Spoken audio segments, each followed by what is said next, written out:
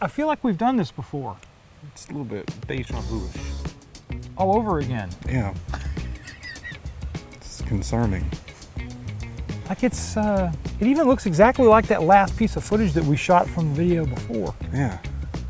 It's not as hot though. Yet. Yes, yet. It's gonna possibly be hot. So hot. So hot.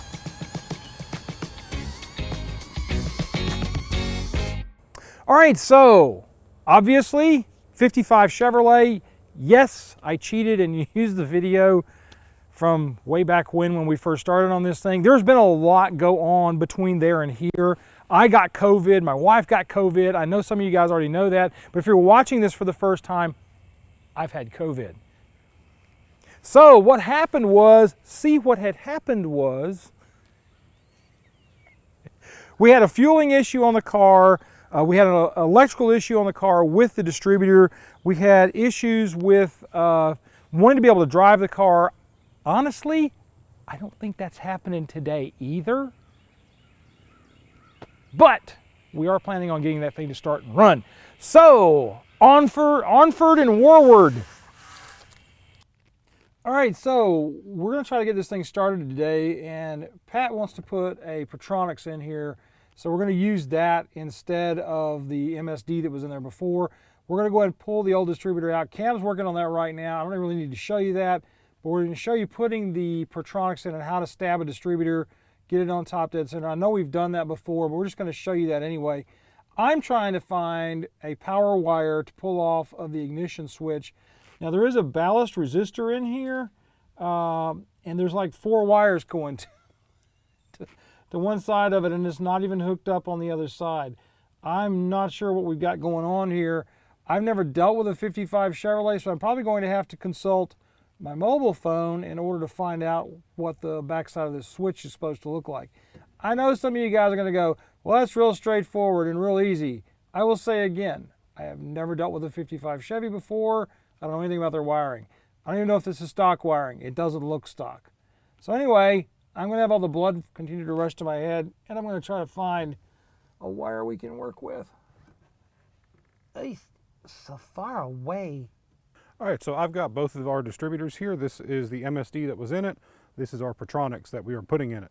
Now, this hasn't been run, so we can't really check where the wear pattern is, but a good point to do always is to check, make sure all of the dimensions are the same. And you can just do that against each other. So we have our oil pump drop right there. That's the same depth. Our gears are the same length. And if you go to the face that actually sits on the block, both of the stalks of the distributors are the same length. So these should ride at the same location. So I'm gonna go ahead and stab our Protronix in and see if we can make some fire. All right, so I'm gonna go ahead and drop our distributor in.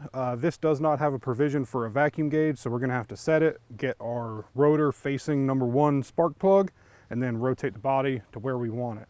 I got a piece of paper towel here. I'm just gonna clean up around the distributor body so we don't get any sand and muck under that gasket and create a pesky oil leak.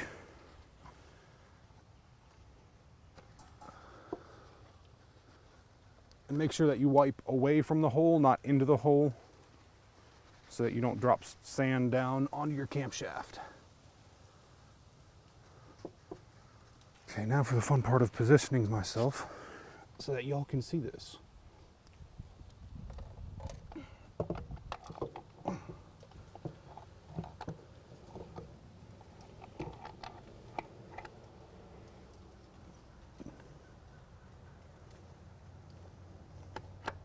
Okay.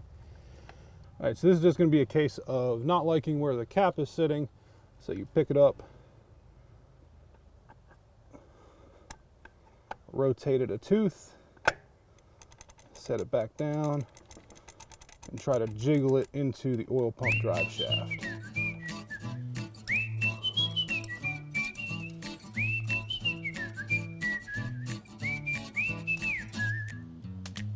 Now I've rotated that about a quarter turn, and it is facing that way.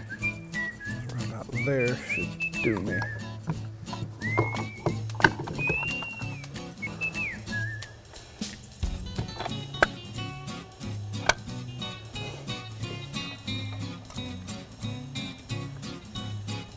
least I know it's not just Ford that these suck to put on.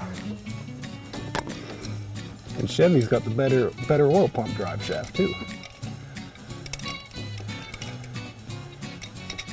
And that's the one and only time I'll give Chevy a compliment.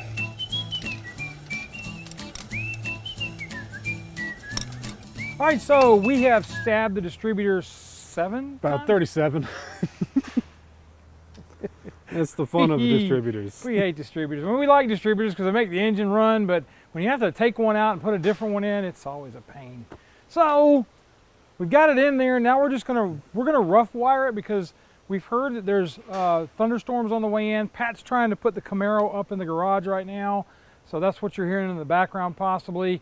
So now we just need to put the plug wires on. The problem we may run into on this is we're going from an MSD to a Protronics. The cap is a little bit taller on the Protronics, so we're a little worried that the wires may Aren't not gonna fit with the windshield wiper motor.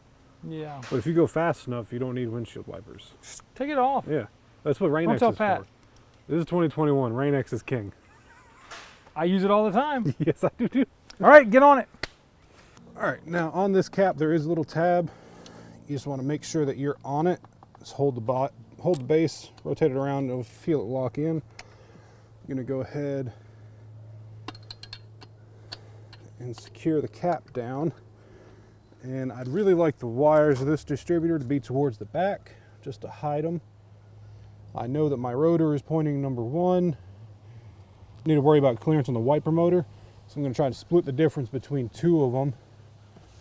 Then keep that pointed at 1. So this is going to be cylinder 1 right there. So I'm just going to snug down the distributor body so it doesn't move while I'm putting the plug wires on. So cylinder 1, this is front 1, which does not have a spark plug in it at the moment. You go there. 18. You go there.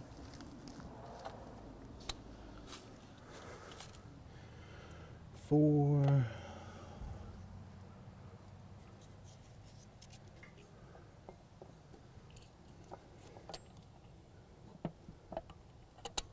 Go there. 3.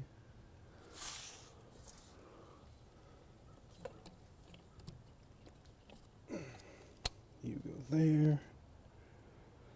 6.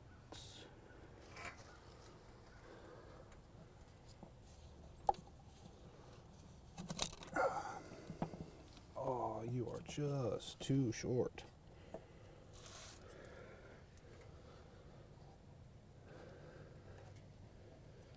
Okay, that's gonna have to come out of its holder.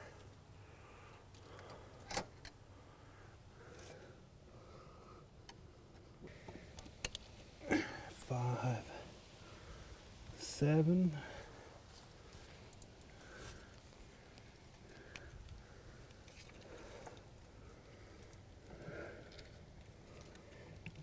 Yeah, so that's going to be one that will be a problem.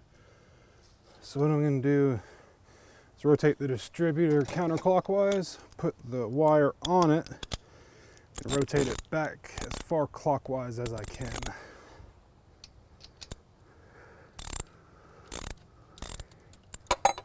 All right, so we have a problem with our fuel pump assembly. We're getting air around the AN fitting underneath the car. You put a brand new AN fitting on there and there's still a problem with it, so we may have something else going on with the tank. So right now what we're doing is we're using a little cup, a funnel, and a piece of vacuum hose to put gas in the bowls on the carburetor. We have already off camera tried to start it once, but we think the battery may be a little weak. We may have to pull a car over here and just run off of its alternator to charge the system and see if we can get it to start. Protronics are particularly nasty about not wanting to start with anything under 11 volts. So we were right at 11 volts up in the front before. We're hoping that we can get that working now.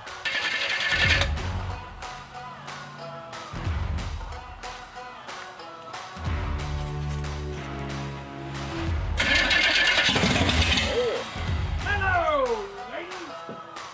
All right, we fired it off once. You've seen that on the other cameras. We're going to try it one more time. I've poured fuel down the throat of the carburetor.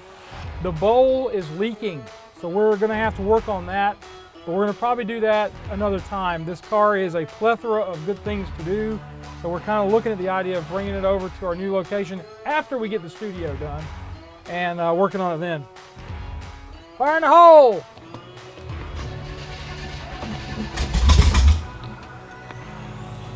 Throw a little more in there.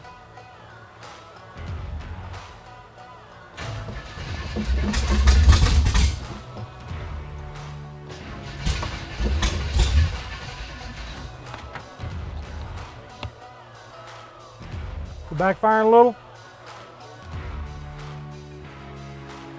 So we're gonna pour more in. We think we had too much gas, so we poured some more in.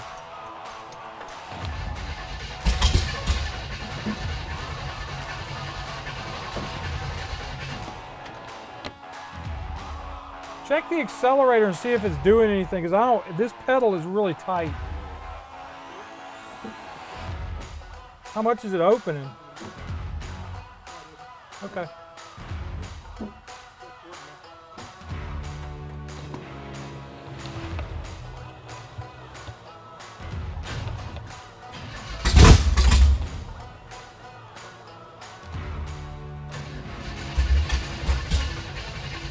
Come on, baby. What is that scene from Gone in 60 Seconds? Don't start. Don't start. Start. Start.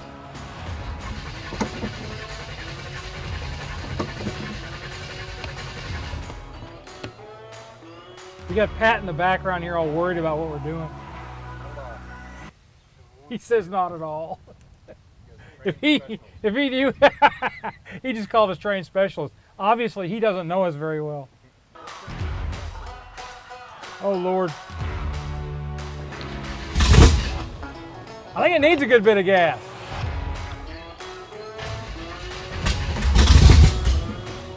I think if we had a good running carburetor, she'd fire right off.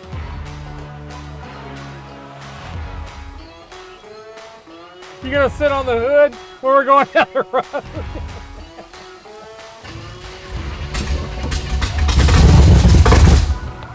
That was cool. Oh, heck yeah, why not? It's not my car.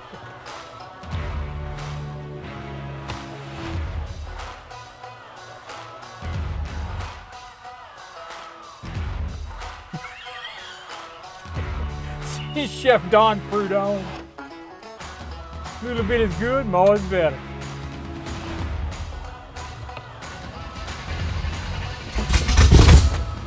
We got a really, obviously you've seen the flames. We got a really good backfire, so we got some other issues. We have made it start. The running thing is a bit of a problem, though. We'll try one more time, then we're going to give up. Didn't backfire that time.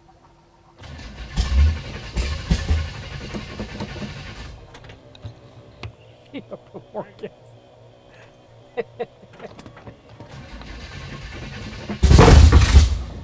I think if we had a good working carburetor, we'd be going. Iko on, eh? All right, well, I guess that's kind of it in a way. We can't really do anything else until we put another carburetor on here. We do have proof of life, though, and this thing sounds badass. So we're going to close this thing out, and we're going to head on back to our place. If you want to see more on this 55, leave a comment in the section below. We'll do more on this car. Pat may even be interested in selling it, but by the time we're done with it, maybe he won't be.